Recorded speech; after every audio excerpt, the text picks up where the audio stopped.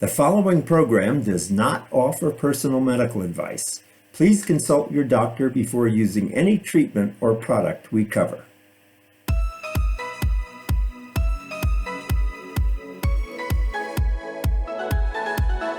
Welcome to Go to Health Media with your host, Jonathan Marks. We provide a welcoming environment where experts educate you on important health topics, answer your questions, and provide information from which you can benefit in consultation with your doctor. You can visit and subscribe to the show at gotohealthmedia.com. And now, here is Jonathan Marks. Hey everyone, welcome back. This is Jonathan Marks with Go to Health.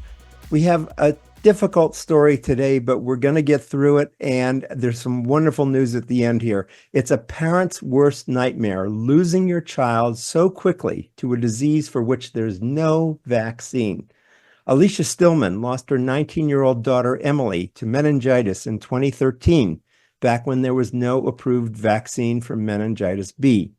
Patti Wukovits also lost her daughter in 2012. Kimberly was a 17-year-old high school senior just a week shy of graduation when she also died from meningitis B. Stillman and Wukovits transformed their grief, thankfully, into action, sharing their daughters' stories and advocating for recommended vaccines, including newly available vaccines that help protect against all 5 types of meningococcal bacteria most likely to cause meningitis. They are now co-executive directors of the American Society for Meningitis Prevention. With us to talk about this today is Alicia Stillman, co-executive director of the Society and director of the Emily Stillman Foundation. Over the past decade, she's worked to empower communities to take action to prevent meningococcal meningitis through education, policy, and vaccine equity initiatives, and by mobilizing a national network of advocates. She currently serves in the World Health Organization's task force to defeat meningitis by 2030. And in addition to her advocacy work, Alicia is the chief executive officer of a multi-state law firm based in Michigan. We also have Dr. Mary Koslep-Petracco, a member of the Medical Council of the American Society for Meningitis Prevention. She is also a clinical assistant professor at Stony Brook University School of Nursing in Stony Brook, New York, and a primary care provider in her own private practice. She's nationally known expert in immunization practice and has been an advisor for the Centers for Disease Control and Prevention and served on the National Vaccine Advisory Committee. Welcome to the show, Mary and Alicia. How are you today? Hi, Jonathan. Thank you for having us today. So glad to have you both. It's a pleasure to be here, Jonathan. Thank you. Good. So, Mary, if you can tell us, what is meningitis? How does it come on, and who's most at risk, if we know? Well, as a pediatric nurse practitioner, this is a really important topic for me to always discuss with my patients and their families. Meningitis is a severe, devastating bacterial infection of the coverings of the brain. We call them meninges, but they're the tissues that cover the outside of the brain and the spinal cord. And these bacteria get into this space and cause debilitating effects afterwards if you survive. It's a very fast-moving illness. It starts out with these vague symptoms like so many other illnesses, maybe a slight fever, a headache, just a general feeling of not well, maybe a little muscle aches, but it progresses extremely rapidly to severe symptoms of loss of consciousness, development of like a purplish rash that usually starts at the ankles and moves up, and it's because these toxins from the bacteria get into the blood and cause this, what we call petechiae, or these little purplish rashes all over the body. It affects every single organ in the body. It causes multi-system organ failure. And if you survive, very often the survivors lose arms, legs, the skin almost looks like it's been burned because the toxin has gotten into the skin, so parts of the skin have to be removed. It can cause mental confusion, blindness, deafness, and unfortunately, too many people die from this devastating illness. And the only way to prevent it is through vaccination, and vaccination against all 5 serotypes. A, B, C, W, and Y. We have really effective vaccines these days to protect our most vulnerable. And the most vulnerable is because of their behaviors. Unfortunately, it's our adolescents who have these vulnerable behaviors because they put everything in their mouths like our babies did, and adolescents do the same thing. Mm-hmm. And so if you have the vaccine, a parent doesn't have to be worried about a slight fever or a rash. That, what you described sounds very scary as a parent. If somebody's, one of your kids starts developing a fever or rash or, slight headache, could this be, meningococcal bacteria? Well, no vaccine is 100% perfect. Actually, as providers, when we know that children have been vaccinated, that kind of like moves those serious illnesses like meningitis down that list of potential diagnoses. The rash is a very different kind of rash. It's a rash most rashes are pink or a little scaly or something like this. This is purple. It looks almost like bruising. But what I usually tell parents is keep an eye on your children. Don't just say, oh, it's just a headache, or it's just maybe they just don't feel that well today. Because the problem with this illness is it progresses very rapidly. So if they have a fever and maybe a headache, check on them. Don't just give them, a fever relief reducer and send them off to bed and not check on them until the next morning. Go in and look at them. See if they're any better. See if they're any worse. See if there's any changes. Because like I said, this comes on very rapidly. So if you see the child just, well, I'm not feeling too well, and like an hour later, you go and check on them and they look terrible, that's the time to really just get them out, get them to the healthcare provider immediately. But if you've had your child vaccinated, you'll hear Patti and Alicia talk about their girls, and they had a sense of comfort because they knew their girls were vaccinated. They didn't know that their children had meningitis B. There was no meningitis B vaccine at that time. So that was the big difference. Now, when we see children in the hospital these days, okay, they've been vaccinated against meningitis B, they've been vaccinated against measles. So we're going to move those things down further on our list of what the potentials are. And fewer devastating illnesses. All of the illnesses that we can protect children against with vaccines can potentially be devastating. And one of them that's at the top of the list, unfortunately, is bacterial meningitis. Got it. How many times do you have to get the vaccine? Is it once, or do you have to get it every year like the flu? How often do we get it? Well, the meningitis vaccines last about 3 to 4 years. And that's why we give it at the ages where we do give them, because we look to see where the children are most at risk. Honestly, we haven't seen in the adolescent group any meningitis that's caused by A, C, W, or Y in years, because the children get the vaccine when they are 11 to 12 years of age, and then they get another dose after their 15th birthday. The one that we have seen is meningitis B. Meningitis B is the only meningitis that we've seen on the college campuses in over 10 years. So what this says to us is we need to be looking at getting these vaccines into these children. I wish we had more of them vaccinated. We do see a higher number who get the meningitis ACWY because many of the schools require that for 11 to 12-year-olds, and then require it again when they're after the 15th birthday. Meningitis B is not mandatory. So some providers don't even bring it up because they figure, oh, it's not that common. I got so many other things to talk about. But if it's your child or my child, it's important. I would feel terrible if I didn't bring this up and discuss this with all of my families if I lost a child. What kind of a provider would I be? So I take that minute or two to say, hey, there's this meningitis B. We've given the meningitis, we've covered your child against these other strains. There's this other strain. And that's what the parents need to know, that their children are protected against all 5 strains, not just 4, but all 5 strains. Okay. And you mentioned starting at 11. What happens? I usually think of vaccines happening when, kids are babies. And then why are people only susceptible to this when they're like at 11 years old? Well, the reason why 11 years old is because we think babies are the only ones who put things in their mouths. Well, our adolescents put things in their mouths too. When they get to a little older, they start sharing things. They share gum. I saw kids in the mall once sharing a wad of chewing gum. We think they don't do stuff like that. They share forks and knives. They share food.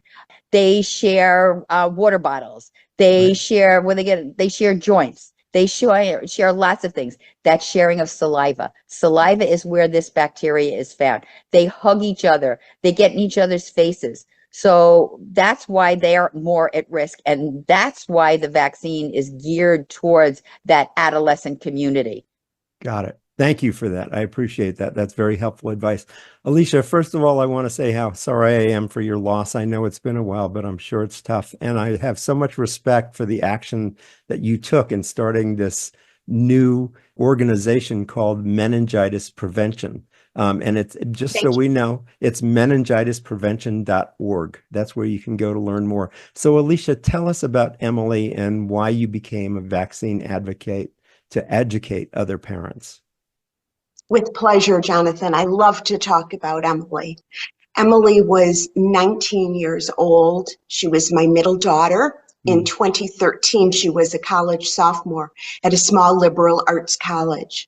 She called home one night with a headache, just a headache. I thought perhaps she was coming down with the flu. She thought perhaps she was up all night studying the night before. She said, you know how I get when I get overtired. Yeah. We decided that she would take Motrin and go to bed. For Emily, the next morning never came because she woke up a few hours later and she said to her suite mates, my head really hurts. I think I should go to the hospital. But she walked into the hospital. She walked in with her backpack, her phone, her computer, a textbook. She walked in and they treated her simply for a headache. She had been vaccinated for bacterial meningitis. As Dr. Koslep-Petracco said, it was down on the list. She had been vaccinated with the ACWY vaccine at age 11 and then again before she went to college. As the evening became the next morning, her mood began to change. She was confused, even combative. And that's when they began to suspect bacterial meningitis. When I was contacted the next day, they had already prepared Emily for a craniotomy. The swelling in her brain was so severe that if she would survive, they said, the swelling would be so bad that the degree of brain damage would be just horrible. They wanted to lessen that. Yeah. Oh. When they told me she had bacterial meningitis, I remember saying, there's no way. She was vaccinated against bacterial meningitis. Right. They said, just get to the hospital and we'll explain everything.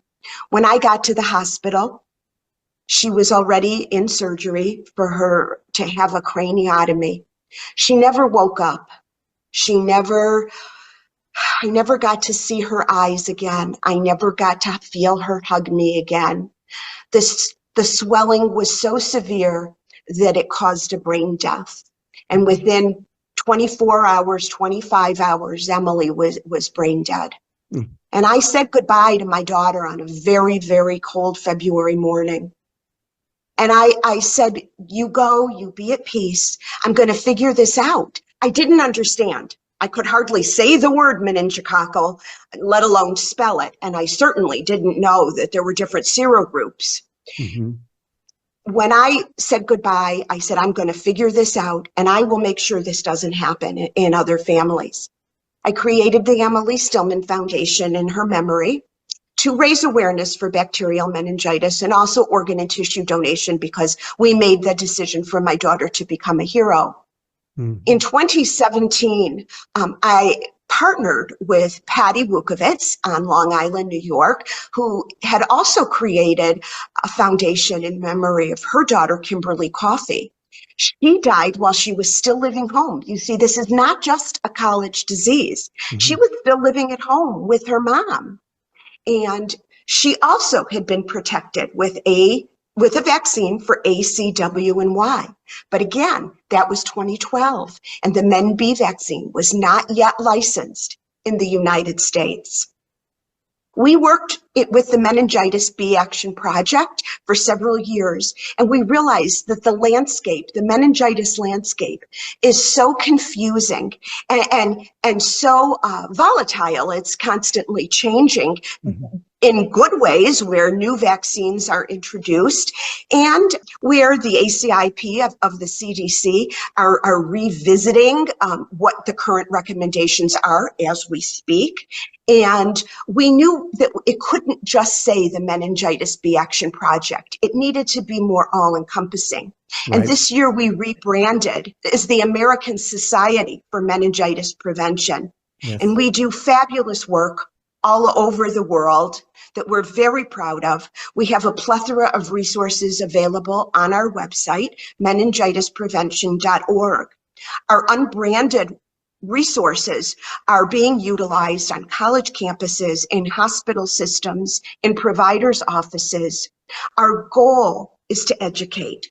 Our goal is to empower the patients themselves, the adolescents and young adults, the parents, the healthcare providers, the school systems, the colleges, policymakers. We want to educate and empower everybody so that when you meet with your healthcare provider, you can be specific and you can ask the question, has my child or have I been protected against all 5 serogroups of preventable bacteria?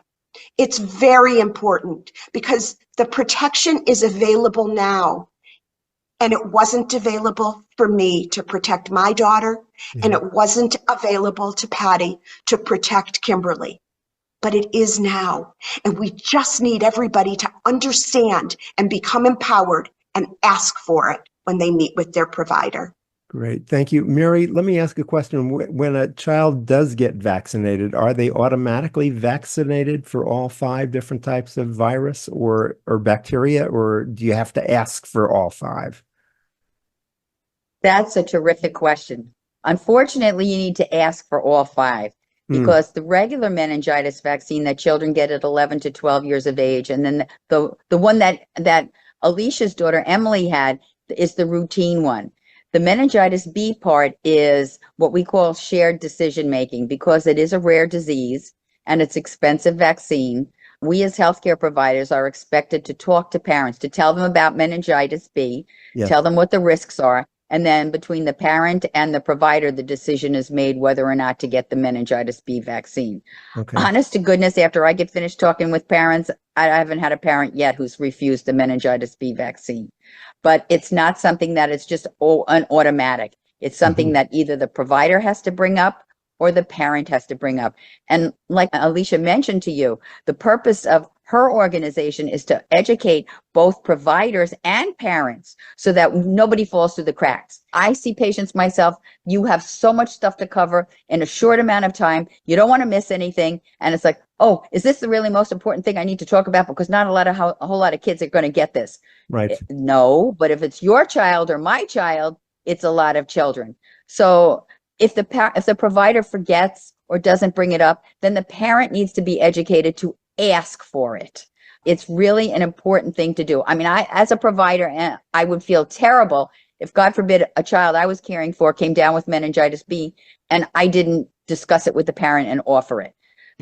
Again, you know, it's tough. It's tough out there being a provider, a healthcare provider taking care of children. You got a lot of stuff. You got a lot of ground to cover. Yes. But if there's something slips through the cracks, the parent needs to be the advocate for the child and say, I want my child protected against all 5 strains. Yes. That's the message. I want my child protected against all 5 strains. Is that just one injection or is it 5 injections? I mean, are they all combined in one injection? Well, we have different formulations, and that can be very confusing for parents. Alicia, before I go on, did you want to add something? I just wanted to add, because Dr. Kaslap-Petracco made the comment that it is expensive, and it is. You know, to me, it's worth its weight in gold. But it is covered under VFC, Vaccines for Children, and all private insurance companies. So I just wanted to clarify that too, that it's not an out-of-pocket vaccine. Yeah. So let me ask a question, particularly for you, Alicia, and what you tell parents, because I know there can be a lot of hesitation about vaccines and are they effective? Do they have side effects? We've been through all that. What do you tell parents who are, you know, concerned about or reluctant to get their kids vaccinated in different ways? What do you say? I would give anything in the world for my daughter to still be here. I couldn't protect my daughter against all 5 serogroups. Yes. You can. That's what I tell parents. It's really important. Good. That's good enough, is just get vaccinated. Don't take the risk. Yes. Yeah. And this comes on, what's amazing is this comes on so suddenly. That's really the scary thing about it. That, you talked about your daughter, just being at college and, just getting sick overnight and then having to go to the hospital and passing. And oftentimes, it comes on so suddenly, and quite often it's misdiagnosed because, a college student, for example, may think that they have a hangover. Yes. It might be, all those things are not, all these symptoms are not present at the same time in all cases. My Emily just had a headache. She did not run a fever. Mm-hmm. Patti's daughter did run a fever. She started to develop the rash. Yes. So not all symptoms are the same, and not all symptoms are present at all times. So it is important. Even if a young person has been vaccinated, it is important to be aware of the symptoms and be aware of the risks. Mary, is there a way for doctors or clinicians to tell that this is meningitis early on so that they don't misdiagnose or miss something?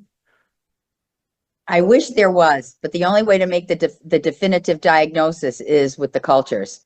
And that's what, like Alicia mentioned to you, how quickly the symptoms progress. Yes. If you start seeing some real fast progression like this, don't wait. You've got to get to the hospital as quickly as possible. But the bottom line for us is education, that it's prevention. It's so much better to prevent this than to have to treat it.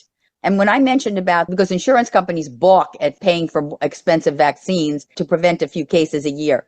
And that's from my perspective as a public health nurse, with the cost of the vaccines. Yes, it's covered, but we don't want the insurance companies to turn around and say, oh, there's not a whole lot of people getting this, so we're not going to pay for it anymore. I don't ever want to see that happen. The bottom line is prevention is the best way to avoid this illness, and making sure that your child, the prevention includes all 5 serotypes, because yes, no vaccine is 100% effective, but if your child's been vaccinated, there's much less chance that your child is going to suffer from this devastating disease. Got it. And so the major form of prevention is vaccination. It's not changing your child's behavior. You asked before about how many doses. Yes, I did. But I think that can be confusing for parents. All of the vaccines take several doses in order to get. It depends on which brand you use, which vaccine you're using, whether it's 1 dose or 2 doses, whether or not you need to get the vaccine again because you're still at risk. These are all questions that you could discuss with your provider. And like I said, it can be very confusing for parents.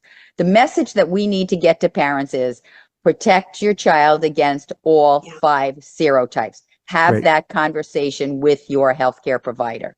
Wonderful. Thank you. I really appreciate this message. Is there any particular time of year that this happens, or can it happen any time of year? I know, the flu we usually think of in the fall, but is this a year-round kind of thing? Or unfortunately, it's year-round. Year-round. Okay, good. All right. Thank you so much for this information. We will get this out to as many people as possible. Again, we've been talking with Alicia Stillman, who co-founded the American Society for Meningitis Prevention. Tell us the website again. meningitisprevention.org. Got it. Great. So Alicia Stillman and also Dr. Mary Koslep-Petreco. She's a member of the Medical Council of the American Society for Meningitis Prevention. She's also a clinical assistant professor at Stony Brook University. Thanks so much for being with us both today. God bless you in your work, and let's keep all our kids safe. Thank you, Jonathan. My pleasure. Thank you, Jonathan. Yes, my pleasure to be with you. And as we say at the end of every show, go to health. Take care. We'll see you again next time. Bye.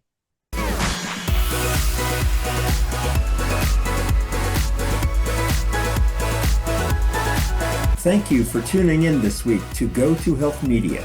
Be sure to join Jonathan Marks and another health expert next time. You can also catch the program on your favorite podcast platform. Until our next show, be sure to visit us on the web at gotohealthmedia.com and elevate your life.